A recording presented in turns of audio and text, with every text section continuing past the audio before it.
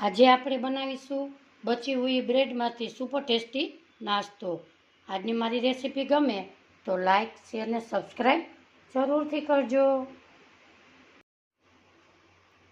સૌ પ્રથમ બચી હુઈ બ્રેડનો સુપર ટેસ્ટી આપણે નાસ્તો બનાવીશું। અહીંયા આપણે 4 બ્રેડ લીધેલી છે। એમાં સૌ પ્રથમ બ્રેડને આપણે રાઉન્ડમાં કાપી લેશું। અહીંયા આપણે એક બ્રેડ લેશું, એમાં આપણે ગ્લાસની મદદથી કે કોઈ પણ ગોળ રાઉન્ડમાં કપાય એવી રીતે આપણે રાઉન્ડમાં કાપી લેશું। આવી રીતે ગોળ રાઉન્ડમાં આપણે કાપી લીધેલી છે। હવે 4 બ્રેડના આવી રીતે આપણે કટ કરી લઈએ। અહીંયા આપણે 4 બ્રેડના કટ લગાવી લીધા છે। હવે એને આપણે સાઈડમાં રાખીશું અને એક બાઉલ લેશું। બાઉલમાં અડધો કપ આપણે દહીં નાખીશું। દહીં ખાટું મોરું ગમે તે તમે લઈ શકો છો। એમાં નાખીશું આપણે સ્વાદ પ્રમાણે મીઠું, મરી પાવડર, ચીલી ફ્લેક્સ 1 ચમચી, લાલ મરચું પાવડર અડધી ચમચી, થોડીક એવી હિંગ ઉમેરીશું। હવે આપણે એને મિક્સ કરી લઈએ। આ બધું મિક્સ થઈ ગયું છે। હવે આપણે નાખીશું ધાણા ભાજી, એને પણ આપણે મિક્સ કરી લઈએ।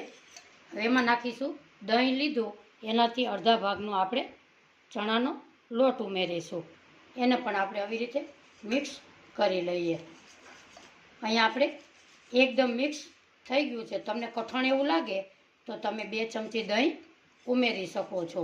આપણે આવી રીતે મિક્સ કરીશું અને બેટરને આવી રીતે આપણે રાખીશું।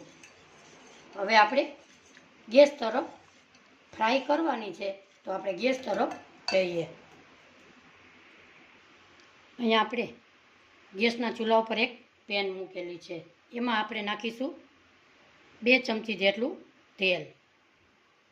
તેલ ગરમ થાય એટલે આપણે એમાં નાખીશું રાઈ। આપણું તેલ ગરમ થઈ ગયું છે। હવે એમાં નાખીશું આપણે અડધી ચમચી જેટલી રાઈ। રાઈ તડતડ થાય એટલે એમાં નાખીશું આપણે લીમડો। એને આવી રીતે આપણે મિક્સ તેલમાં કરી લઈએ। હવે આપણે જે બેટર બનાવ્યું હતું એમાં આપણે એક બ્રેડ આવી રીતે બોરી અને અંદર આપણે મૂકી દઈશું। આવી રીતે આપણે મૂકતા જઈશું। 4 બ્રેડને આવી જ રીતે આપણે મૂકી દઈએ। આ સુપર ટેસ્ટી નાસ્તો તમે એકવાર ચોક્કસથી ટ્રાય કરજો, મસ્ત લાગશે।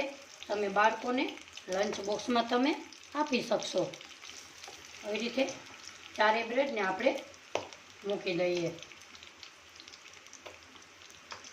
આજની મારી રેસીપી તમને ગમે તો લાઈક શેર અને સબસ્ક્રાઈબ જરૂરથી કરજો। હવે આપણે 1 મિનિટ એને પકાવવા દેશું।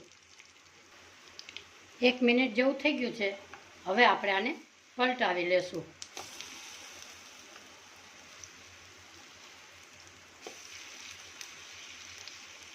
બધી આવી રીતે આપણે પલટાવી લઈએ। બધી સ્નેક આપણી પલટાવી લીધી છે। હવે 2 મિનિટ નીચે પણ આવી રીતે પકાવી લેશું। 2 મિનિટ જેવું થઈ ગયું છે। હવે આપણે એને પલટાવી લેશું। આપણી સ્નેક્સ એકદમ તૈયાર છે। હવે આપણે સ્નેક્સને બહાર કાઢી લેશું અને સર્વ કરી લેશું। આજની મારી બચી હુઈ બ્રેડની રેસીપી ગમે તો લાઈક શેર અને સબસ્ક્રાઈબ જરૂરથી કરજો।